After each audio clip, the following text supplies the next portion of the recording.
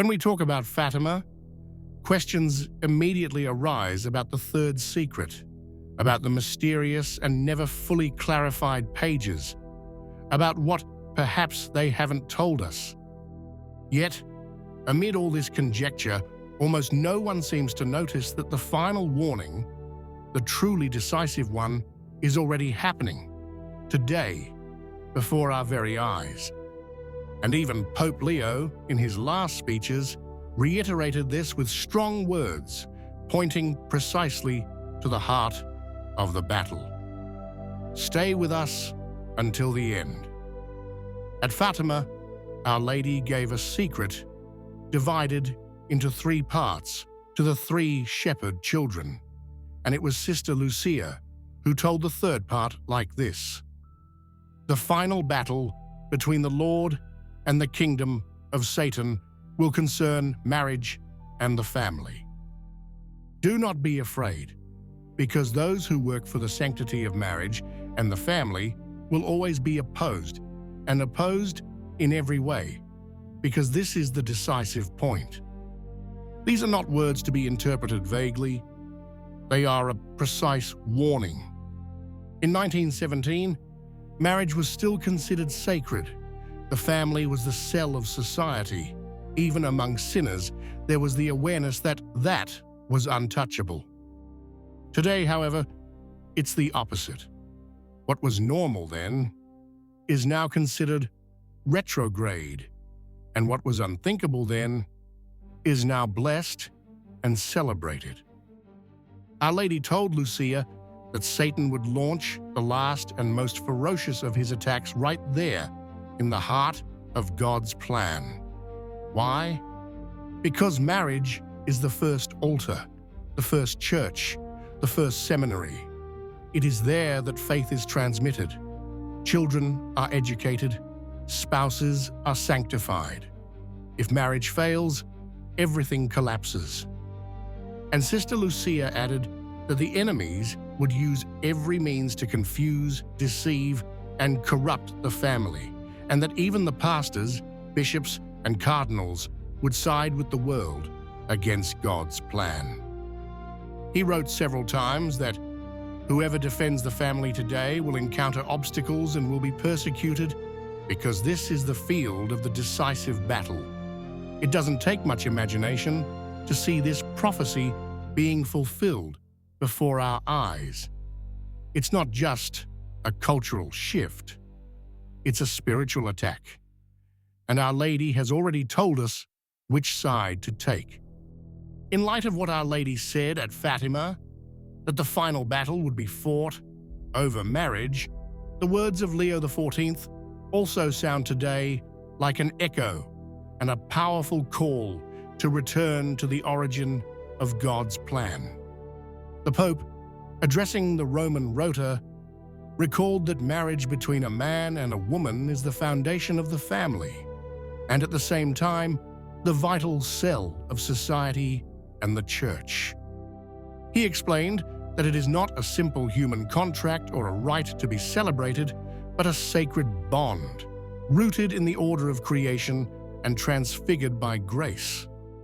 There is a strong need today, he said, to rediscover the meaning and value of the marital union between a man and a woman on which the family is founded.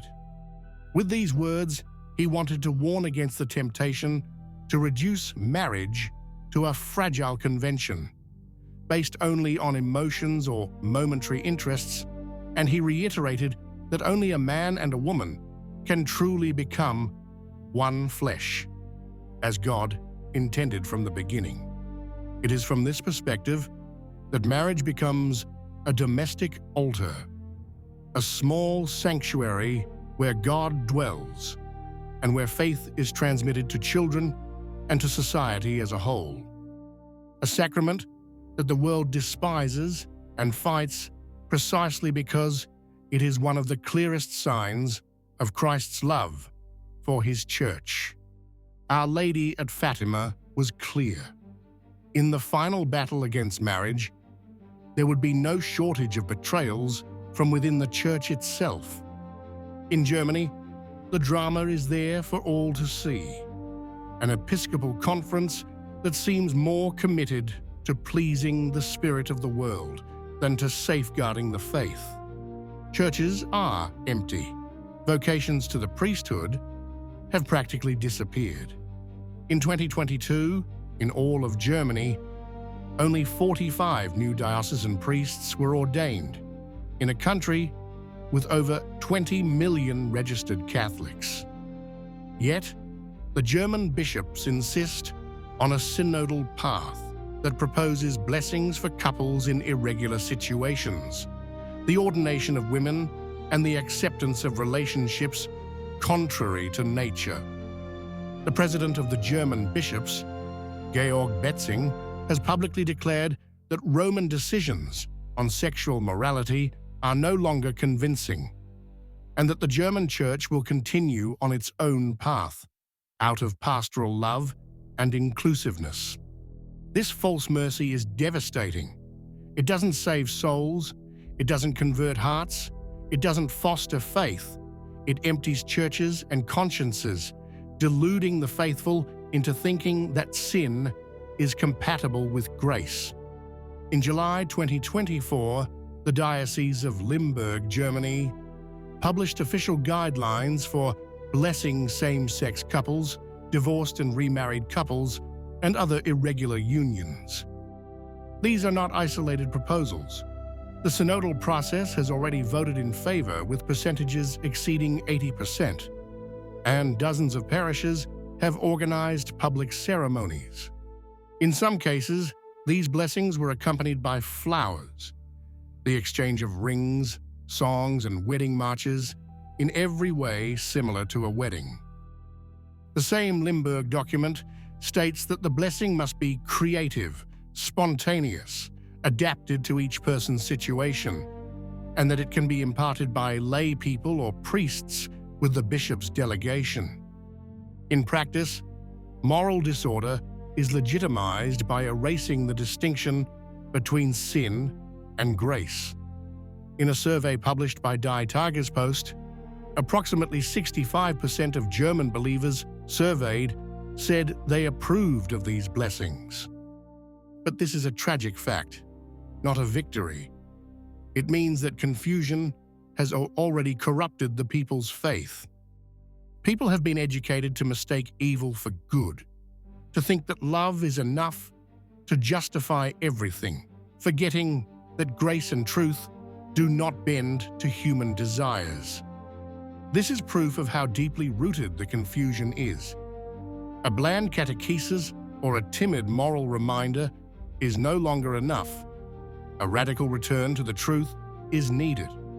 And this brings us to the only way out. Our Lady at Fatima showed us the way: prayer, penance, and a return to God. But also the courage to speak the truth fearlessly, to bear witness with our lives that marriage is indissoluble, fruitful, and faithful. Return to devotion, to the Mass, to the Rosary, to raising children in the faith. Only in this way can we hope to break this spiral of lies that has also invaded the Church. Documents or conferences are not enough. We need saints who live and defend marriage as a sign of Christ's love for His Church. The battle is on, but victory belongs to those who remain faithful. What do you think? If you liked the video, comment Amen. God bless you.